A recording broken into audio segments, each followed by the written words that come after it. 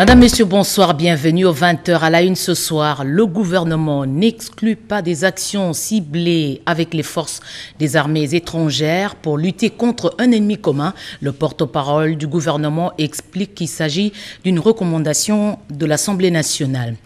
Pas de protocole. Jean-Pierre Liao crée une proximité avec les agents publics de l'État. Le vice-premier ministre, ministre de la fonction publique, ouvre ses portes tous les mercredis.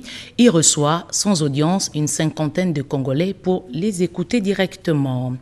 Journée mondiale de lutte contre le sida. La réduction des inégalités est au centre de la stratégie planétaire contre le sida cette année.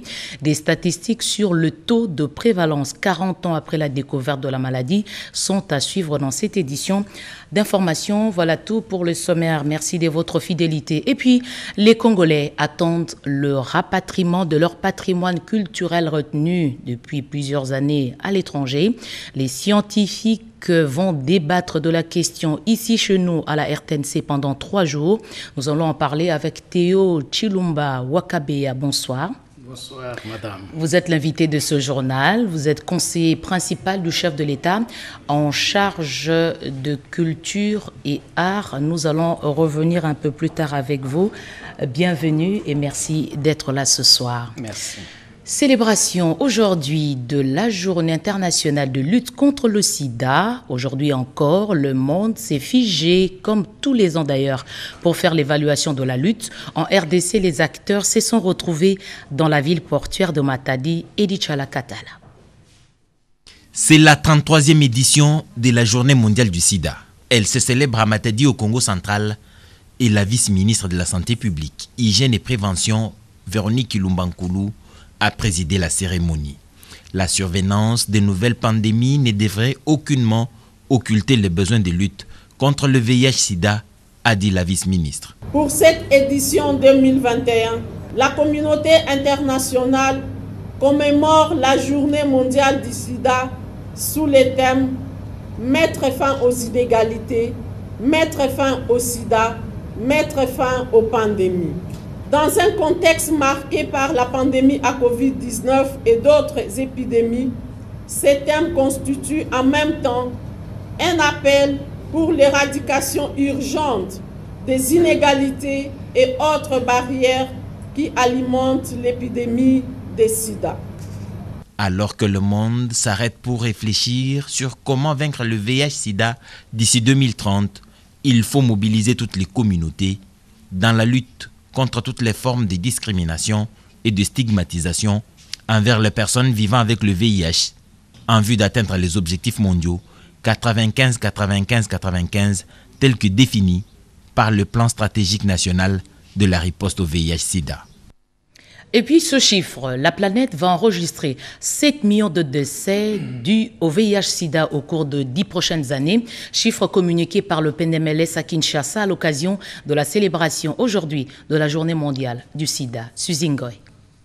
Avec comme thème mettre fin aux inégalités, mettre fin au sida, mettre fin aux pandémies, le monde se met d'accord sur un plan pour éradiquer le VIH d'ici à 2030. La RDC a une épidémie de type généralisé avec une prévalence au pays à 1,2% et la ville-province Kinshasa à 1,6%, ce qui est supérieur à celle du pays. Situation qui justifie le plaidoyer du secrétaire exécutif provincial du PNMLS Kinshasa, Dr Patrick Panzou, celui de promouvoir les droits humains des personnes vivant avec le VIH. La ministre provinciale de la Santé, Lisa Nembalemba, qui a lancé les activités, a rassuré sur la détermination du gouvernement provincial à œuvrer pour l'atteinte des objectifs de lutte contre le VIH.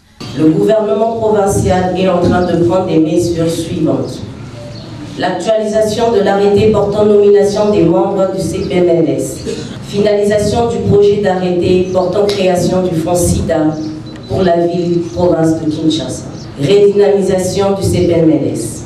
Nous rassurons les personnes vivant avec le VIH que l'État continuera à assurer leur prise en charge globale et à les protéger contre toute stigmatisation ou discrimination. Pour la représentante de l'ONU-SIDA, la RDC a fait des progrès encourageants, dont la réponse au VIH par rapport aux 3 résultats clés encadrant le programme national et mondial de réponse au VIH. Les stands sont érigés dans l'enceinte du programme national multisectoriel de lutte contre le sida pour différentes activités de sensibilisation. Encore une nouvelle prorogation de l'état de siège. Les députés nationaux ont autorisé hier, pour la 13e fois, cette prorogation dans les provinces de l'Ituri et du Nord Kivu. Sylvie Mouimbo, Bernard Baude. Sur 287 députés nationaux présents, 283 ont voté en faveur de la 13e prorogation de l'état de siège dans les provinces de l'Ituri et du Nord Kivu. Et le projet de loi sera envoyé en seconde lecture au Sénat. Le gouvernement va devoir poursuivre les opérations militaires de rétablissement de la paix en Ituri et au Nord Kivu. C'était au cours de la plénière tenue mardi 30 novembre dans la salle des congrès du Palais du Peuple. Dans son exposé des motifs, la ministre d'État, ministre de la Justice et garde de Sceaux, Rose Mutombo, a évoqué le désir et la volonté du gouvernement sous la vision du chef de l'État, Félix-Antoine Tshisekedi Tshilombo, de maintenir les efforts de rétablissement de la paix dans les provinces du Nord Kivu et de l'Ituri qui connaissent ces dernières heures une détérioration de la situation sécuritaire et humanitaire des suites des actions de plusieurs groupes armés.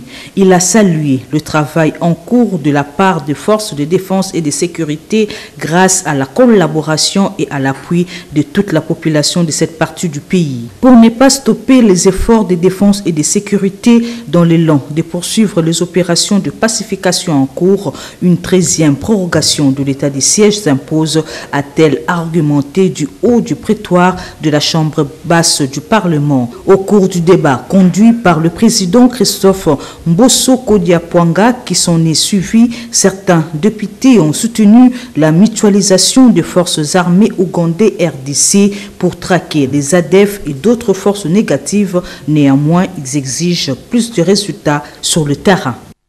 Justement, sur cette question sécuritaire, le gouvernement répond aux recommandations des élus nationaux pour mutualiser les efforts dans la région afin d'en finir avec l'ennemi commun. Patrick Mouyaya, ministre de la Communication, précise que l'exécutif central n'exclut pas des actions ciblées. On l'écoute.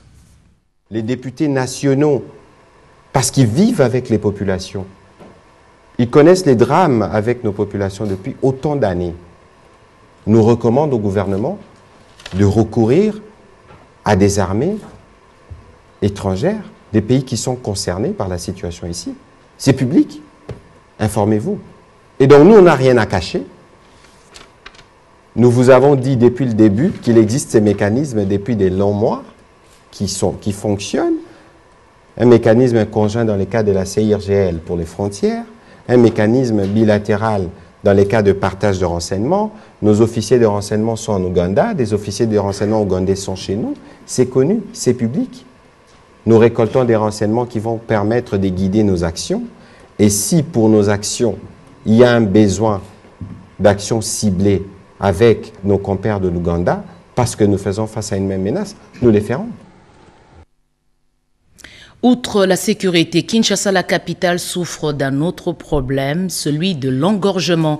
Pendant 4 jours, les entreprises de construction, des promoteurs immobiliers, des politiques, des financiers vont discuter autour des propositions innovantes. La 5e édition Expo Béton a ouvert ses portes. Sandra Nyangitabou. Expo Béton 2021, la 5e édition, a ouvert ses portes au Musée national de Kinshasa ce mercredi 1er décembre 2021. Au nom du président de la République, le président du Sénat, Modesto Bahati Lukwebo, a procédé à l'ouverture de ces travaux. Horizon Kinshasa 2050, 2 poules, 4 villes pour la province de Kinshasa, c'est le thème retenu pour cette édition qui se veut un cadre d'opportunités et de rencontres entre le promoteur immobilier, ingénieur et architecte, propriétaires des terres, bailleurs de fonds et surtout décideurs politiques.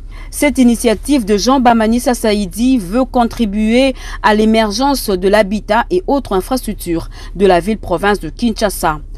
Il faut avouer que une ville comme Kinshasa, la gérer, l'aménager, répondre aux exigences multiples Ce n'est pas une chose facile. Et cela doit nous préoccuper nous tous à des degrés divers.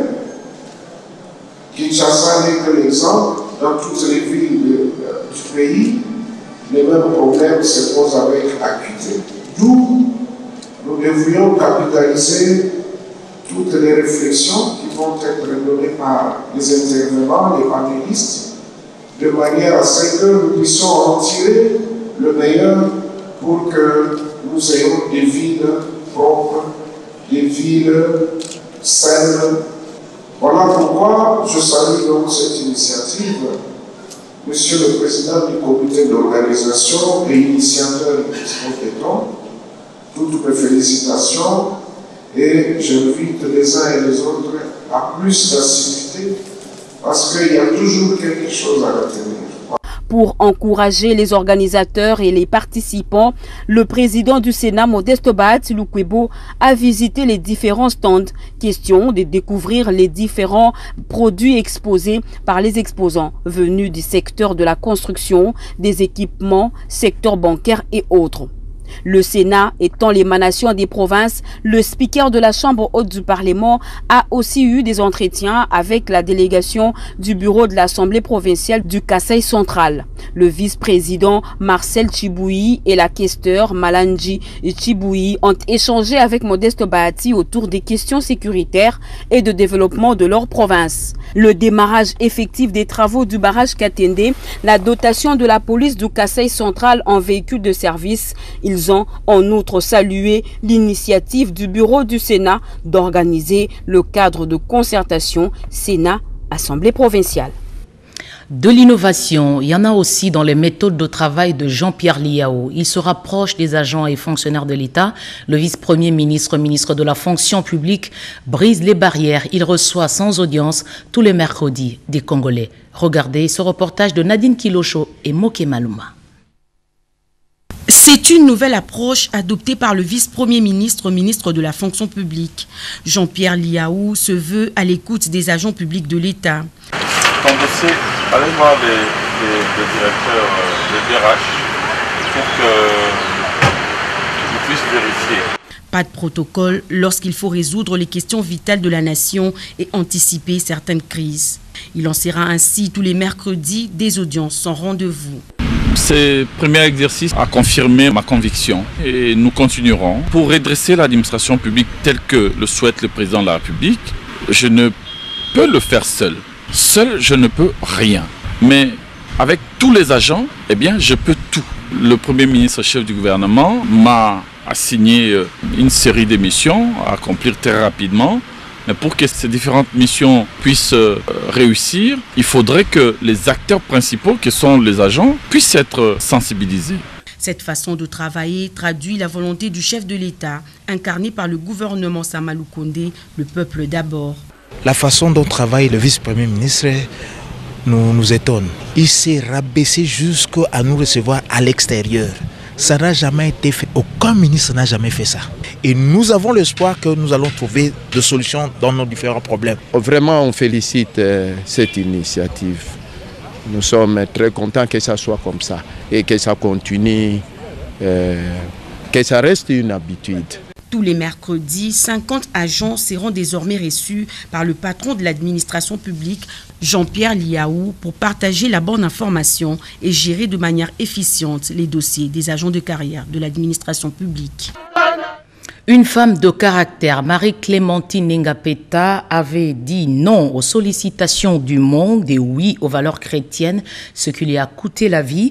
La bienheureuse annualité Nengapeta a été encore une fois aujourd'hui honorée ce 1er décembre au cours d'une messe d'action des grâces célébrée par Fridolin Cardinal Ambongo à Isiro. La première dame a pris part à cette messe. 1er décembre, un jour qui ne passe jamais inaperçu aux yeux de chrétiens catholiques congolais. C'est à cette date que mourait il y a 57 ans la religieuse Marie-Clémentine Annualité Nengapeta, qui sera faite bienheureuse quelques années après. La célébration de sa mort avait cette année une saveur particulière avec la présence à Isiro de la première dame de la République, Denise Nyakero Tshisekedi.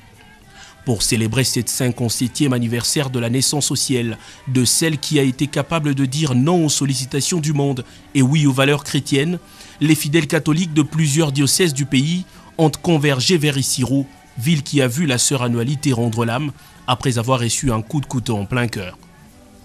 Après une série de recueillements et processions à Wamba, Bafuabaka et Isiro, les pèlerins se sont retrouvés sur la place où sera érigé le sanctuaire national Bienheureuse Annualité pour une messe d'action de grâce.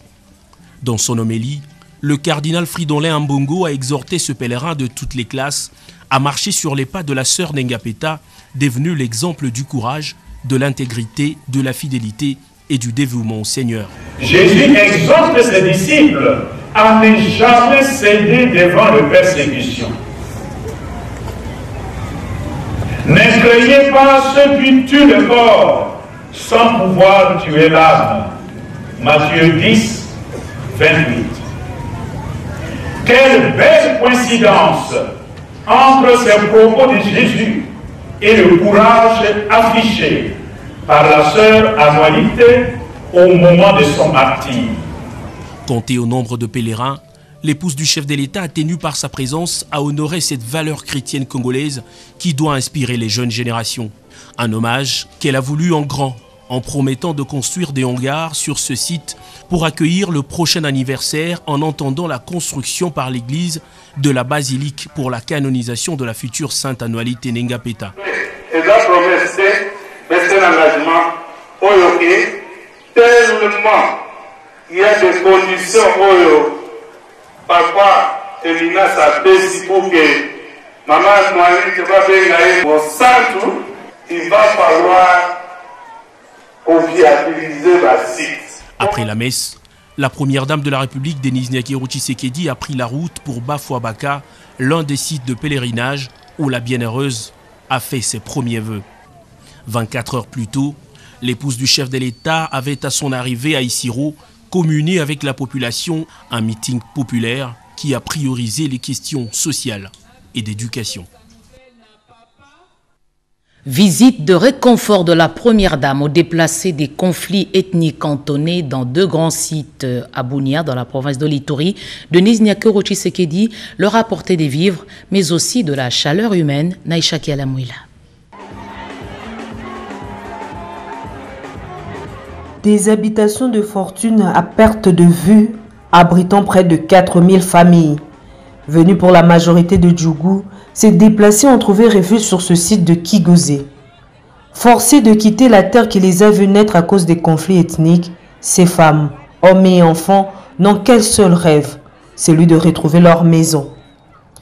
En itinérance dans cette partie de la province de l'Ituri, l'épouse du chef de l'État a apporté des vivres et non-vivres pour subvenir aux besoins primaires de ces familles en situation de détresse.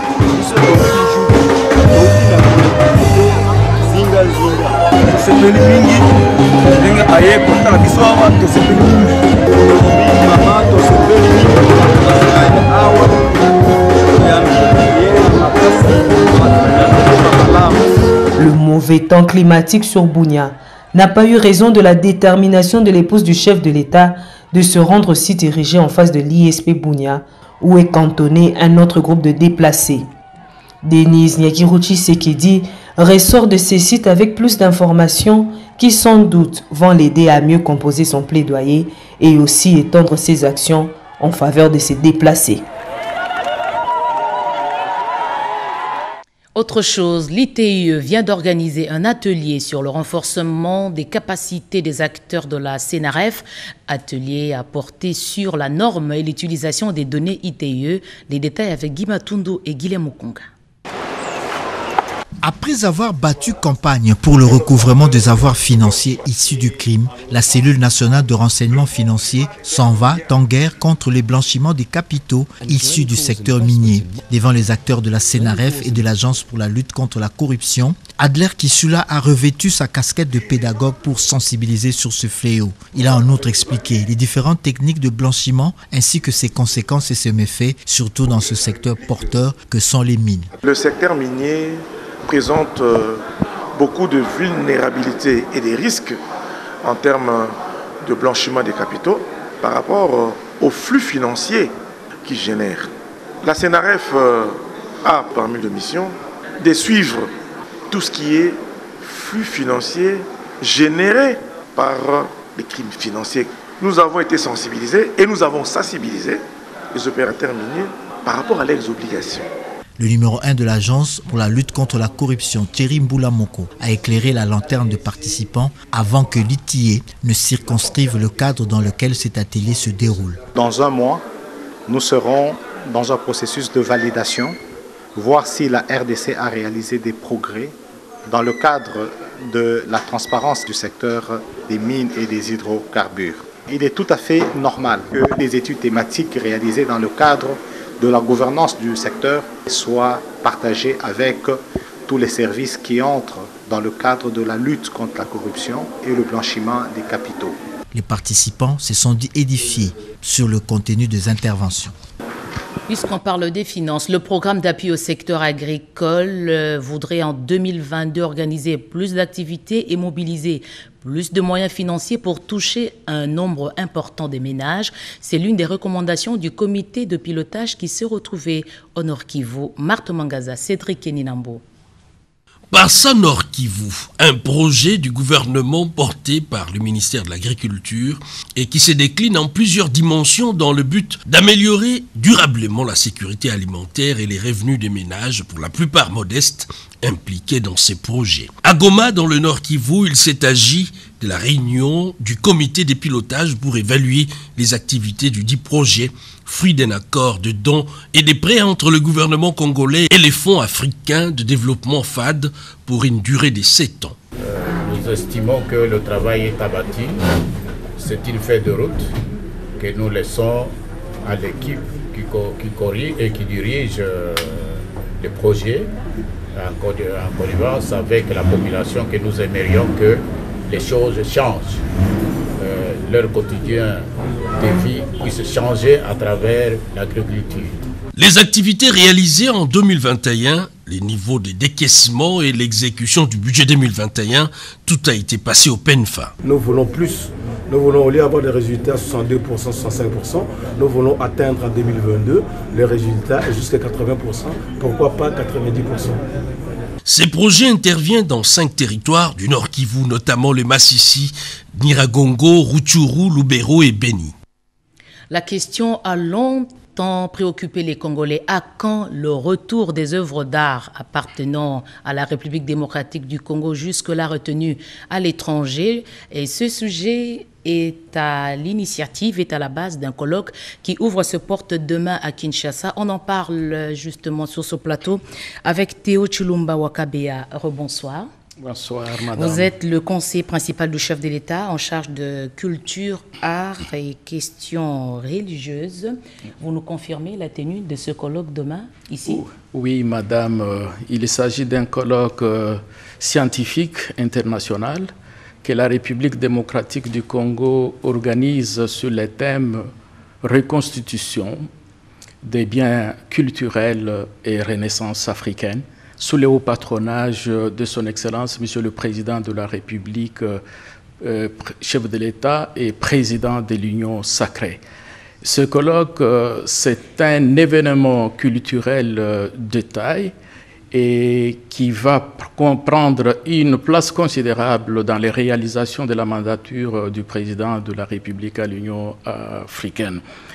Et cette réflexion aura lieu ici, à la RTNC, dont nous remercions le directeur général ad intérim, M. Freddy Mulumba, qui a accepté de nous trouver un cadre, la salle Mama Angebi, pour ces assises. Très bien. Alors, quel est le profil des participants à ces travaux et d'où viennent-ils?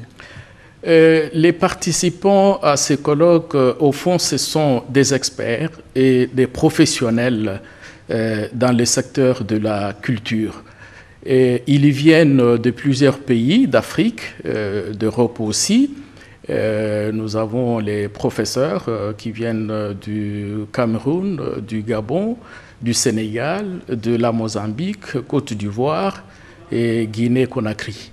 Et il y en a aussi qui viennent de l'Europe, et d'ailleurs. Mais justement, cette mosaïque, pourquoi inviter des étrangers pour parler des questions congolaises?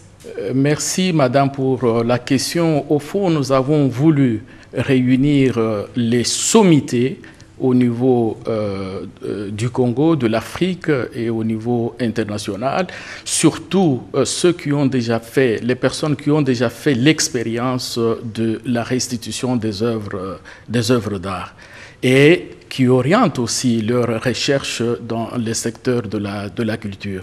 C'est ainsi que nous avons dit, il n'y a pas que des professeurs d'université, mais il y a aussi des politiques, il y a aussi des administratifs, il y a aussi des activistes qui apporteront leur contribution à la réflexion. Quelles sont vos attentes en organisant ce colloque? Les recommandations seront adressées aux politiques parce que vous avez dit là, c'est plus des scientifiques qui vont discuter. Non, ça c'est une question nationale. Et je dois dire que l'initiative ne vient pas de moi ni de qui que ce soit. L'initiative vient du président de la République lui-même. Vous vous rappelez, lors de son discours d'investiture, il avait dit qu'il va doter les pays d'une infrastructure muséale. Et lors de l'inauguration du musée national de la République démocratique du Congo, le président de la République avait dit noir sur blanc qu'il va travailler pour le retour des œuvres d'art, mais il le fera de manière concertée avec ceux qui les gardent encore aujourd'hui. Donc les négociations sur le plan diplomatique, politique se poursuivent, mais je voulais justement comprendre le lien qu'il y a entre les attentes des Congolais qui veulent finalement bénéficier de leurs avoirs et le colloque. Y a-t-il un lien? Il y a un lien, comme je l'ai souligné avant, que la question est nationale. Oui. Ici, il faut aborder la question d'abord sur le plan scientifique. Il y a beaucoup de questions qui vont entrer en ligne de compte. Il y a des questions juridiques, des questions politiques, des questions diplomatiques et aussi spirituelles, je le dirais, parce qu'il y a aussi les églises qui sont touchées dans ce que notre pays a connu lors de la colonisation.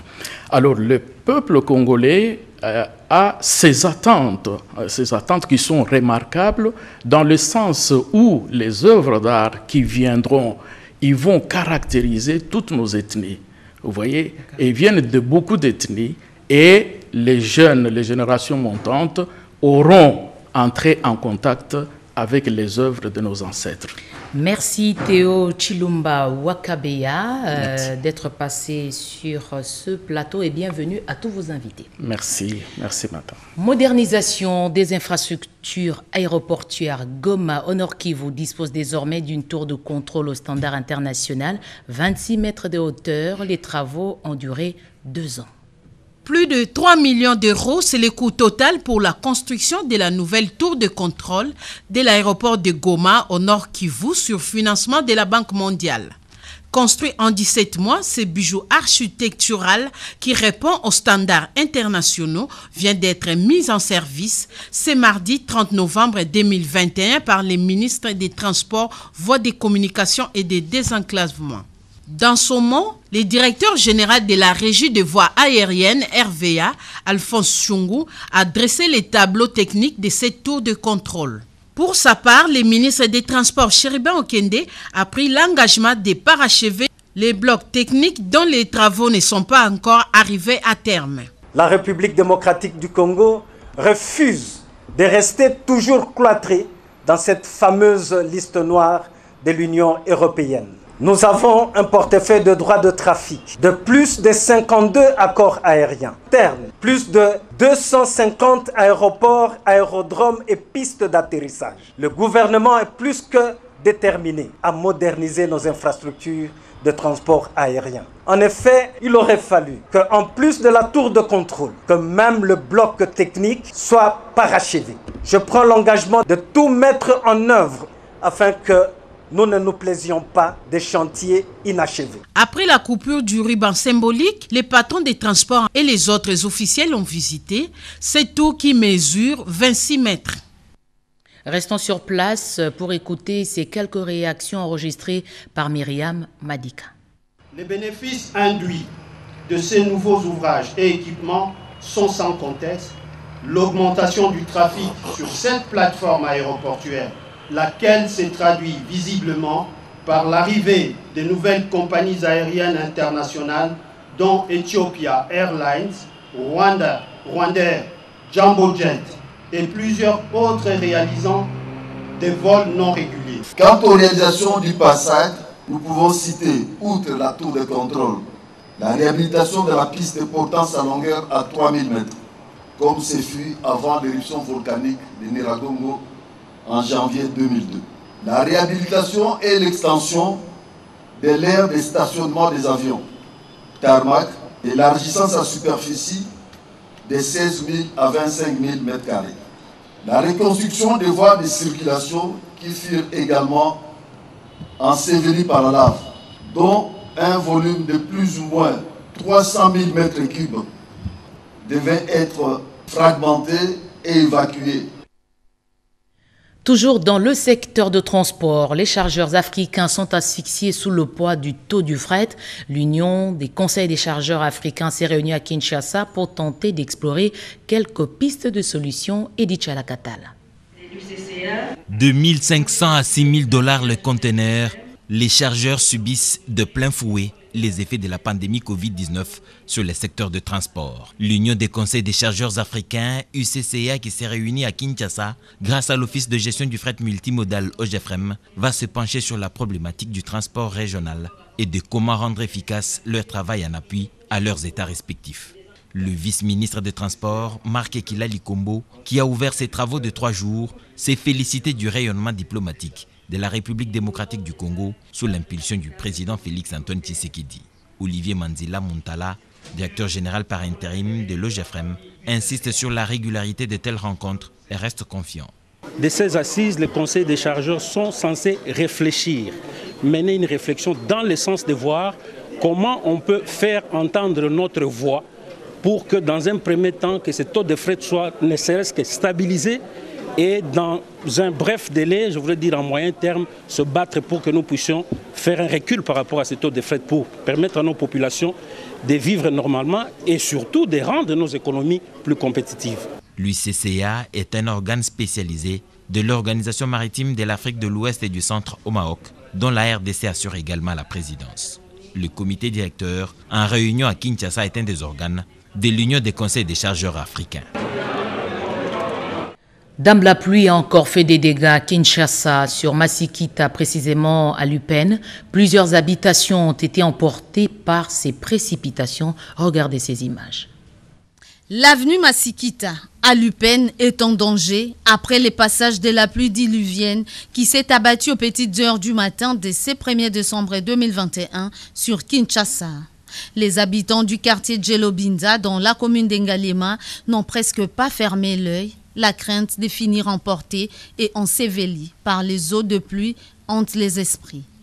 Dame Pluie a fait des ravages en entraînant derrière elle une dizaine de maisons. Grâce au ciel, aucune perte en vies humaines n'a été enregistrée. Le coup d'arrêt que connaissent les travaux démarrés jadis par l'Alliance des bâtisseurs du Congo ABC retarde la quiétude qui devait s'installer dans les quartiers. Les travaux de réhabilitation de l'avenue Masikita étaient une aubaine pour les quartiers Djelobinza d'avoir non seulement une route secondaire en parfait état, mais aussi une canalisation des eaux qui l'épargnerait des catastrophes comme celle survenue ces matins. Se sentant abandonnée, la population réclame la suite et la fin des travaux sur cette avenue pour retrouver sa quiétude. Devant la caméra de la radio-télévision nationale congolaise, elle a lancé son cri d'alarme. Les ministres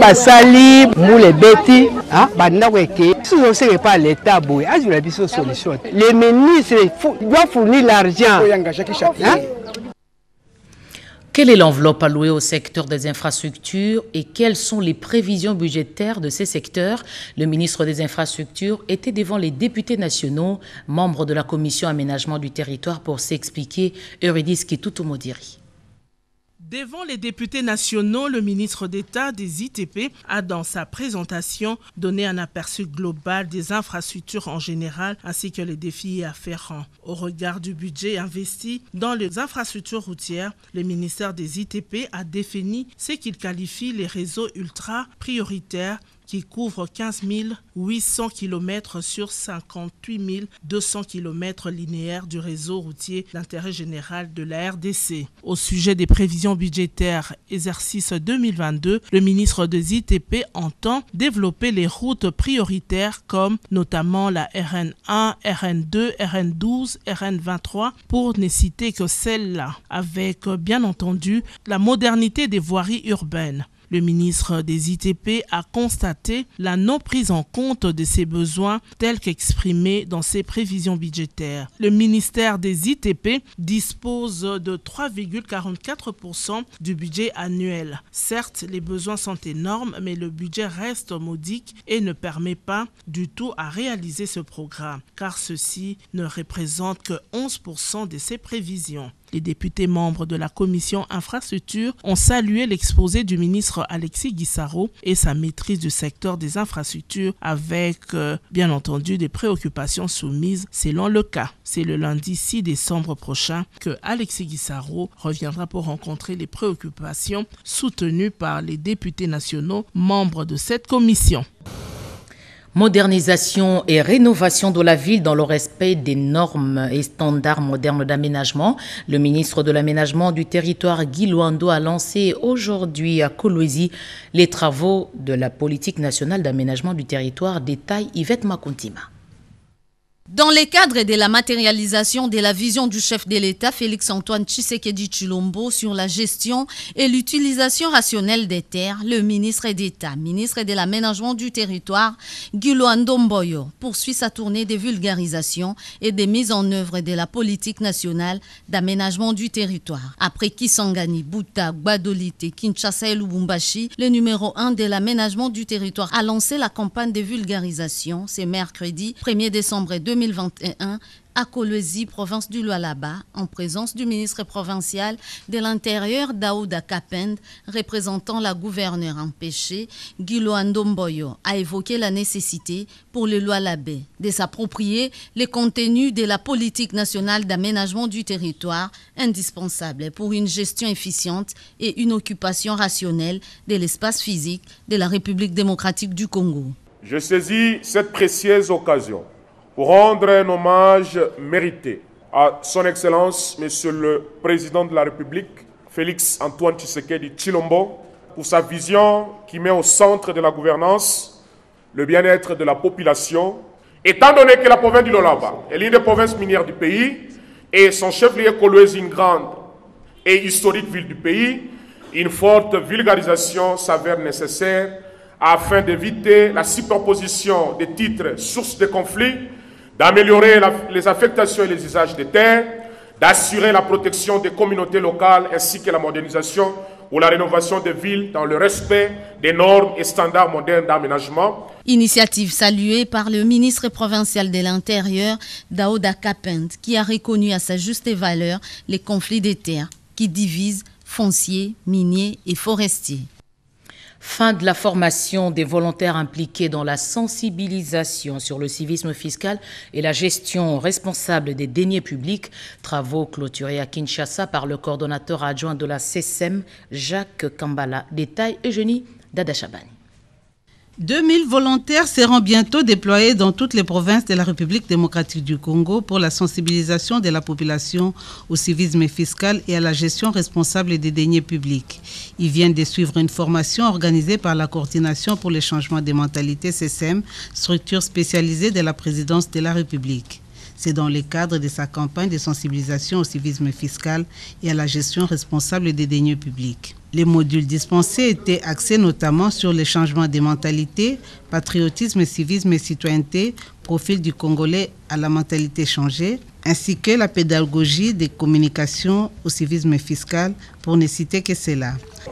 Voilà, ce qu'on voudrait de tous, c'est d'être des citoyens efficaces, des volontaires patriotes, des gens civiques qui vont servir la nation dans la sensibilisation au civisme fiscal et à la gestion responsable des deniers publics. Particulièrement dans leur mission, ils vont descendre sur terrain, faire de porte-à-porte, animer de conférences ou de forums de quartier avec le chef de quartier, le chef de rue, le bourgmestre. Ils vont aller dans le marché, sensibiliser au niveau des marchés. Et l'objectif qu'on se fixe, c'est d'avoir le plus d'assujettis possible à la fin de ces 2 mois de sensibilisation pour augmenter les recettes de l'État. Occasion également pour un volontaire d'exprimer sa gratitude à la CCM. Et pour terminer, les acteurs politiques et économiques appelaient à un sursaut patriotique dans la gestion de la chose publique pour relever l'économie de la RDC, appel lancé par le président du Conseil économique et social lors de la clôture de la session ordinaire d'octobre 2021. Jean-Pierre Kiwakana a aussi peint un tableau peu reluisant de la situation socio-économique du pays. Annie Balaka. Il ne peut y avoir d'opposition politique ni de majorité parlementaire quand les pays brûlent des guerres, des tueries et de rébellions. C'est en ces termes que le président du Conseil économique et social, Jean-Pierre Kiwakana, a clôturé la session d'octobre 2021. Pour le président de l'Assemblée consultative, il y a près de 25 ans que la RDC est en guerre avec les groupes rebelles internes et externes. Cette situation impacte sur les sociales et l'économie du pays. Il est donc temps, a-t-il dit, que tous les Congolais se mettent ensemble sans une appartenance politique pour combattre l'ennemi commun et sauver la nation. Les larmes de détresse venues de l'Est de notre pays continuent à couler sans fin. Des vies de Congolais et Congolaises de tout âge, genre ou appartenance ethnique et philosophique continuent à disparaître par le fait d'une violence, d'une absurdité inqualifiable. Puis dans un tourbillon infernal, nous finissons par risquer de banaliser cette abomination devenue un véritable déni de notre humanité. Les Congolais, au-delà de ce qui les divise, devraient, en face des tragédies de cette ampleur, réagir dans l'unité, car il ne peut y avoir d'opposition lorsque la nation est en danger. Sa défense est une priorité absolue et un devoir sacré pour tout citoyen sans aucune exception. Aussi, Jean-Pierre Kiwakana a martelé sur le changement de mentalité de chacun, ce changement qui ne peut être possible que grâce à l'éducation de base solide. Le Conseil économique et social met à la disposition de tous les Congolais plusieurs recommandations pouvant résoudre quelques problèmes sociaux de la population congolaise. Ne quittez pas vos écrans. Juste après ce journal, vous suivrez un document qui revient sur les temps forts de DRC Africa Forum Business, des travaux de 2 jours qui se sont tenus à Kinshasa, travaux qui ont réuni plusieurs participants pour parler des véhicules et des batteries électriques avec la RDC qui a un fort potentiel en matière de minerais. Madame, Messieurs, ce journal est terminé. Merci de l'avoir suivi à travers le monde. Retrouvez à 23h Getty Omatuku. Demain 20h, Sandra Nyangitabou. Bonsoir.